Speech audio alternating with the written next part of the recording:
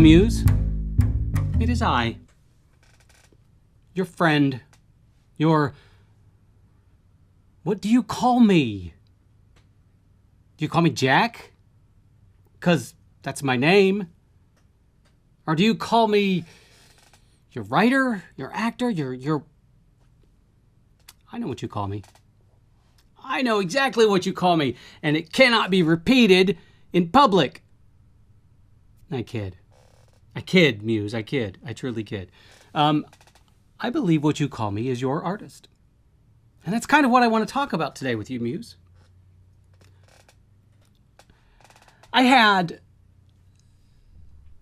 Ironic enough, I had a conversation last weekend with a gentleman who was my mentor when I was in graduate school. And I think I can safely say that the 3 years I spent under the tutelage of this man changed my life completely. And so it had been a long time since he and I had any sort of interaction with one another. Not interaction, but face-to-face communication. And we had dinner together, and this is how profound this conversation and this meeting was. We had dinner together, we ordered our food, and we talked, and then our food was delivered. And we didn't start eating our food until an hour after it had been delivered. We couldn't stop talking. And it was almost as if no time had passed. And I was still in graduate school, and there he was. However, time had passed. And we were more colleagues, not colleagues, but peers, instead of having that student-teacher relationship. And so we were able to I think we were able to have conversations that were more adult, I suppose, but more meaningful. More two-way meaningful.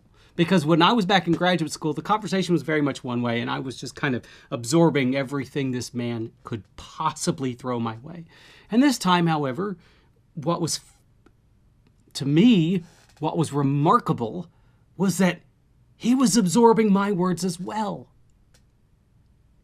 For the first time since I left Purdue University, my mentor could actually gain something from me. Now, I'm not saying that the roles were switched in no way, shape, or form, because this man is on another level. But at the same time, one of the things that was talked about, one of the things that I talked about, we got onto the subject of teaching, because I taught for a while, and he was fascinated to know not only how that went, but he knew my style. Because the man knows me like no other person, I think, at times. But even still, he wanted to know kind of the minutia. And one of the things I talked to him about, and this is one of the things that I feel very, very strongly in line with, and I always teach this to all of my students, and you and I may have talked about this before, Muse, I'm not sure, but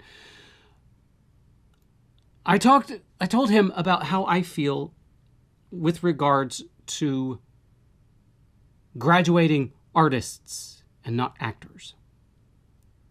Because I believe, and I firmly believe this, very strongly believe this, that when, as a teacher, when I'm focused on teaching in a class, if I am only teaching these kids, educating them in such a way that they become actors, then I am narrowing their scope, and I am limiting their possibilities. Because we are not just actors. We are not just writers. We are not musicians and just dancers or just directors or painters. We are artists. And artistry encompasses so much. If you think about this, if I consider myself just a writer, then I'm going to set about my life doing and learning about writerly things, and only writerly things. And because of that, I'm going to miss out on a world of artistry that can not only inspire my work, but can inform my craft. And there's a huge difference between inspiring my work and informing my craft. Inspiring my work will give me, you, Muse, give me ideas for my books. And you give me brilliant ideas, and I sometimes am able to work them in. Sometimes I'm able to take those brilliant ideas and actually bring them to fruition, and sometimes not so much. But the idea of informing my craft is a much grander theme. It's a universal theme. And by universal, I mean the universe.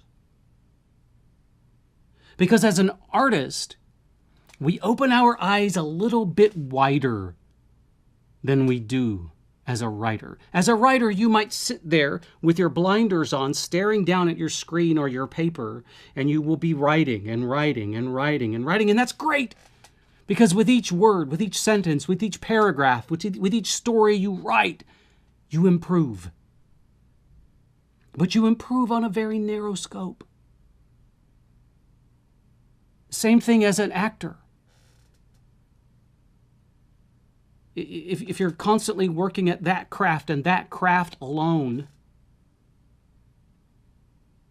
your scope gets narrow. And you see things only through the lens of an actor. And that lens is small. Just like if you're looking through the lens of just a writer, it's very small. And with each time you open that lens until it encompasses artistry, that lens is wide open and you can see everything. And you can be informed and inspired by everything. And that ultimately is the goal as an artist, to be open to the idea that the universe inspires. And that you're looking at the universe not through a microscope, but through a macroscope. Because if you look at the universe through the eyes of a writer, it's pretty micro. Open it up to an artist, it's pretty macro. And that's what we want.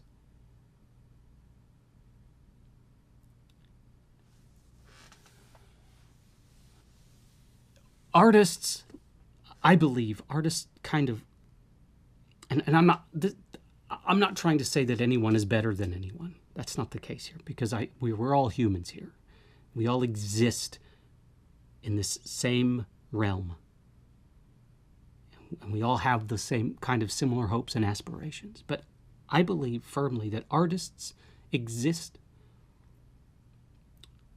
on,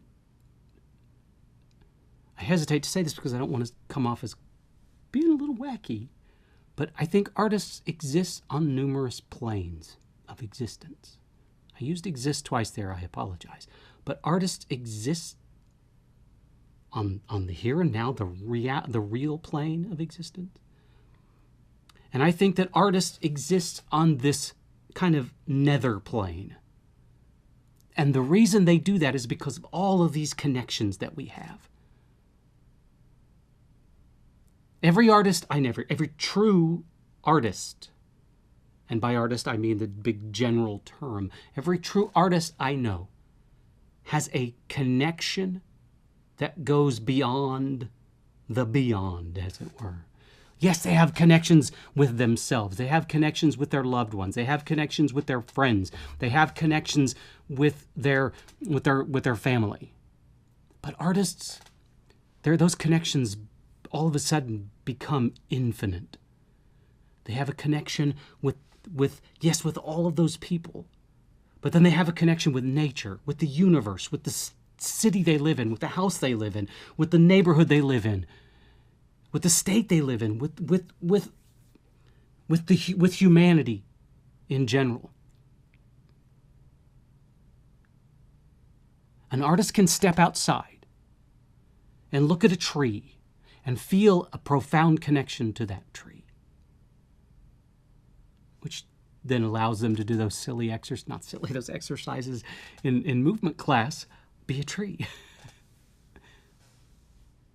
An artist can have connections to intangibles.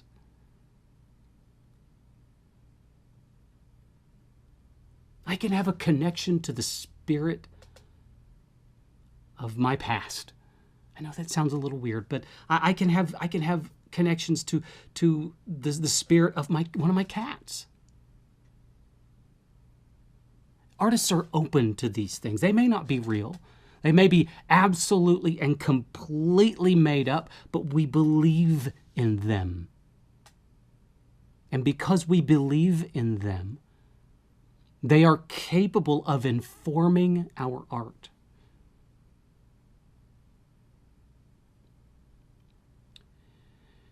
And the last thing that an artist needs is a narrow mind.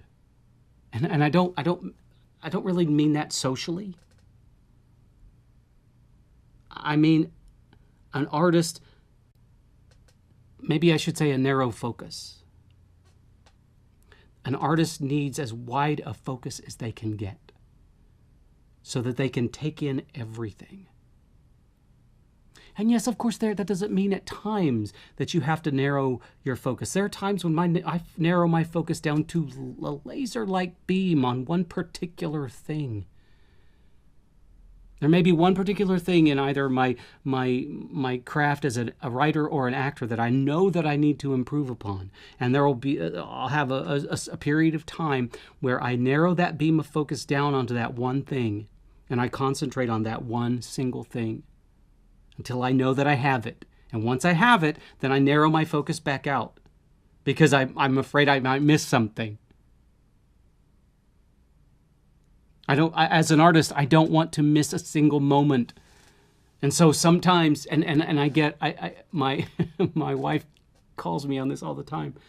Sometimes my attention becomes so wide that it seems like my attention span becomes very short. And now my ability to focus on particular events, particular words, becomes almost impossible. Because I'm taking in everything. And I don't mean I'm just looking at everything. I mean, we can all go outside or stand in our house and just examine everything. There's a big difference between just visually examining something and taking something in as an artist. You take in the sights and the sounds and the smells and the tastes and the vibrations, the very vibrations of existence.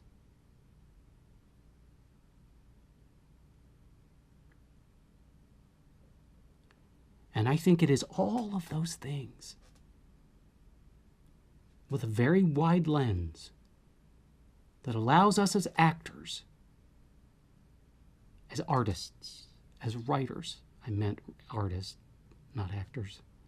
I've got acting on the brain because I start rehearsing cabaret very soon. All of those things allow us as artists to do what we do. And to do it beyond the best of our ability. Because sometimes the best of our ability is simply not enough. I know it's a lot to take in, Muse, but that was what's on my mind at the moment, and I needed to get it out. Did I just go Canadian there for a second? Sorry. I don't know why I did that, but it happened. Strange things happen to me now and again. Okay. Strange things happen to me all the time. I apologize, Muse. Anyway, that's what I had to say today, Muse. I hope that Hope I didn't scare you off, because you and I, we have a lot of work to do. We have some big shoes to fill. Yeah. We can do it though. Now, you understand, Muse, that I'm going to be working on this show for a while, right? Probably not writing much for a few weeks. But when I come back to my words, we're doing something special. So you better be prepared to hit the ground sprinting, because we're going to write something really amazing, you and I. Anyway, Muse, thank you. And you, my friend,